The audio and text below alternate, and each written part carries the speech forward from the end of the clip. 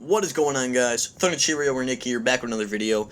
The gameplay you're seeing is me playing Capture the Flag in Aquarium using the SVG and Pharaoh. The final KD spread of this game is 44-1, and I think my first kill streak before I actually get my first death is about 33 kills. I do use score streaks. I have the Hardened Century, Rolling Thunder, and Talon, so enjoy the gameplay in the background. I think regardless if I use kill streaks or not, going 44-1 is still pretty impressive. So let's get right into what the meat of the video is about. This video is going to be talking a lot about Call of Duty and the future of the franchise. I already put up my speculation video about Call of Duty 2016. I already put about what I've said about these new movement systems and supply drops. We're not talking about that today. It is going to be brought up, but it's not a rant video. It's not me saying why supply drops suck or why exos and thrusters suck. It's about what the future of the franchise has in the community and what's even happening to the franchise. Now, in the past 3 years, between Black Ops 3, Advanced Warfare, and Call of Duty Ghost is the most conventional out of this full cycle of these developers releasing the Call of Duty games. Now, a lot of people hated Ghost. I was in that minority that actually enjoyed the game, but I think the fact that in the past 3 years that Ghost is the most conventional is kind of crazy. I never thought Call of Duty would get to the stage it is at now. And I'm really glad that Call of Duty is evolving and adapting into the time period, but there's a lot of negatives that come with the good. There's a lot of pros and cons that come with this. Advanced Warfare had the movement system, so does Black Ops 3. Black Ops 3 took what Advanced Warfare did wrong, capitalized on it, and made it into a better version of that. While I don't like these movement systems, I do appreciate what Treyarch did with these movement systems and kind of made them better than what they are. It's not as vertical, but it still gives you that speed and that little bit of a new ingenuity to the game. It's new and innovative, essentially, is what I'm trying to get the point across here. Now, for a classic Call of Duty player, such as myself, I've been playing since Call of Duty 4, this is kind of a turnoff. It's the fact that we have these movement systems. Now, the next COD in 2016 has not been officially seen. We know that it's coming out. We know that Infinity Ward's making it. We know that they're going to do something innovative, but we don't know specifically what it is. So if it has one of these movement systems is kind of unknown at this point. But I think I speak for a lot of the community, or at least the classic Call of Duty community, when I say that I don't really want this movement system type thing anymore. I think it's a cool thing to have once in a while.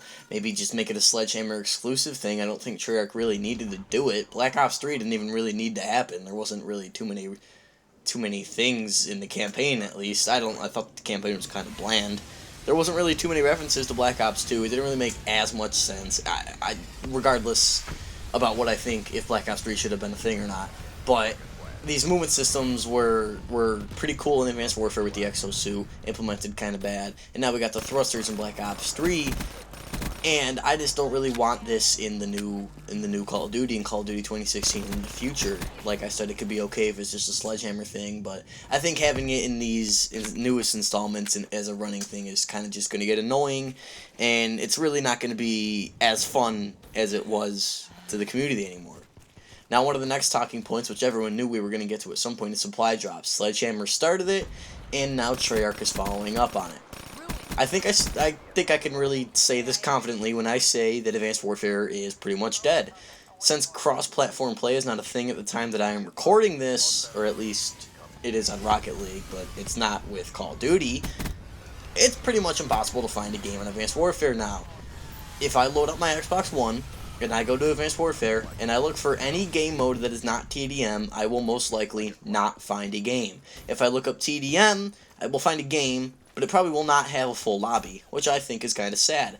It kind of just proves the point that Advanced Warfare is dead at this point. It's not the main Call of Duty anymore, it's going to be Black Ops 3 now, and I think the fact that I'm missing some of these DLC weapons in Advanced Warfare, even while some of them are released post Black Ops 3, I still think it's kind of unacceptable that I'm missing 5 or 6 of these new DLC weapons in Advanced Warfare, and the game cycle's over. Like, I'm not really going to play the game much anymore. I don't really have a need or a want to play it anymore, because it's not the main Call of Duty, and it's not really even my favorite Call of Duty. Now, I have seen a lot of times looking through Twitter, whether it's on a tweet that Vandahar made or something from Charlie Intel, if it's regarding supply drops, a lot of people are angry about it. I've seen many tweets and replies to some of these bigger Twitter accounts, whether it is from actual Treyarch, Call of Duty, Vandahar, or Charlie Intel. I've seen many replies saying, I have the season pass. Why am I not getting this content? Which I can see the point. You know, you're paying $60 for a game, another $50 for the season pass, and you're not getting the full content. Why is that even happening? You're paying so much money for the game, you're paying more than $100 for the game, and you're still not getting all the content. What this means for the future of Call of Duty, I don't know. I'm really hoping this isn't a thing, because many people are calling it pay to win. It's not necessarily pay to win, it's necessarily more like a pay to have fun, at least in Black Ops 3 it is. It's more like a pay to have fun, because you're getting new melee weapons, which don't do anything else but kill people with one hit, which the knife does perfectly well. Each of these new weapons, whether it be the Garand or the new MP40, all of these weapons have some pros and cons. They got some things that are good about them and some things that are bad about them. So they're not necessarily OP to the point where if you don't have them, you're going to lose. But I do want to have fun with the game, and I want to have the full content that it has to offer. But I don't want to have to buy supply drops in order to get this content. I think it's kind of a little sad. I know that they're making a lot of money off supply drops. I understand that. I realize that they're making more money off supply drops than potentially the game itself. I've seen many YouTubers, oh, I'm doing a $200 supply drop opening. And you're not guaranteed anything with this money that you're dropping. You can down more than what the game is actually retailed at, and you're not guaranteed anything. You may be guaranteed something of this quality or better, but you're not guaranteed to get what you want. And a lot of people are starting to say that this is Activision being money hungry, that they're seeing that it worked really well in Advanced Warfare, and now it's working well in Black Ops 3, that they're going to do it for the future of Call of Duty until the day it dies. Now, I understand that Call of Duty will not go on forever. It will eventually die. Everything does, it has its life cycle. Call of Duty is a huge franchise, but one day it will come to an end. And I think if you keep doing what you're doing right now, Activision, you're going to lose a lot of your fan base. A lot of the classic players like me and possibly some other YouTubers that prefer this boots to the ground, you get the content that you paid for. You pay $100 for the game, you're getting the base game, whatever extra modes it comes with, and you're getting all the map packs that come with it, anything else that is released. That's what a lot of people want to see, is that I bought the season pass. Give me this MP40 remake. Give me this new sniper. Give me some of these new melee weapons. Give me the M1 Garand. Give me the content that I actually paid for, and don't force me to pay for these supply drops for a chance to win this new item. Whether or not that is the case that a lot of people think, it is what Call of Duty is heading down, and I really hope they stray away from this, because it's really starting to turn a lot of people off, including me, at the fact that the supply drops are even in the game. I really hope the best for the Call of Duty franchise in the future, but if they keep heading down the path of they're not releasing all the content, and now you gotta pay for it, and if they keep heading down the path of not boots to the ground combat, and they keep going futuristic and more futuristic with each installment like they're doing right now, I think eventually it's gonna die out a little bit more quick than it can. Because a lot of the classic players, such as myself, want to see the game back what it was in Modern Warfare 1, Modern Warfare 2, and Black Ops, and World at War. We want to see that classic Call of Duty experience return, and what the future of Call of Duty is heading towards is it keeps getting further and further away from this classic experience.